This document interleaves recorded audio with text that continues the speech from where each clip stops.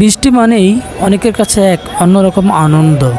আকাশ কালো করে যখন ঝমঝম করে বৃষ্টি নামে, তখন অনেকেই হাসি মুখে ছুটে যায় ছাদে।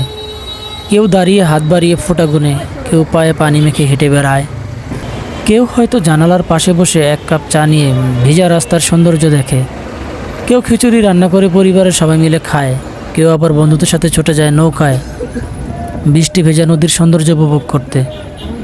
এই সব দৃশ্য খুবই রোমান্টিক, মন ভালো করে দেয়, বিশেষ করে যাদের সময় আছে, নিরাপদ আশ্রয় আছে, আর যারা বৃষ্টিতে না ভিজলেও ভিতরে শান্তিতে থাকতে পারে। কিন্তু একই বৃষ্টির ফোঁটা অন্য কারো জন্য হয়ে দাঁড়ায় কষ্টের কারণ। যারা রাস্তায় কাজ করে, রিক্সা চালক, ঠেলাগাড়িওয়ালা, নির্মাণ শ্রমিক, ছোট দোকানদার, তাদের কাছে এই বৃষ্টি ভয়ঙ্কর। রাস্তা কাদা হয়ে যায়, ছাতা থাকলেও ভিজে যায় পুরো শরীর, আর দিনের আয়ও বন্ধ হয়ে যায়।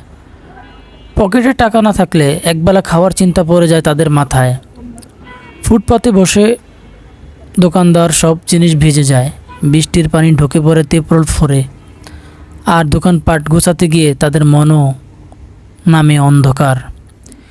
এছাড়াও ঢাকার মতো ব্যস্ত শহরে বৃষ্টি এলেই তৈরি হয় এক বিশাল সমস্যা। রাস্তায় পানি জমে যায়, যানজট লেগে যায়, অফিস ফেরত মানুষ ঘন্টার পর ঘন্টা আটকে থাকে বাসে, কেউ ভিজে যায়, কেউ ক্লান্ত হয়ে পড়ে।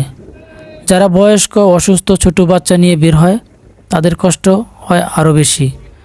রাস্তার গাড়ির সংকট দেখা যায়, ভাড়া বেড়ে যায়, আর মানুষ হাহাকার করে বাড়ি ফিরতে।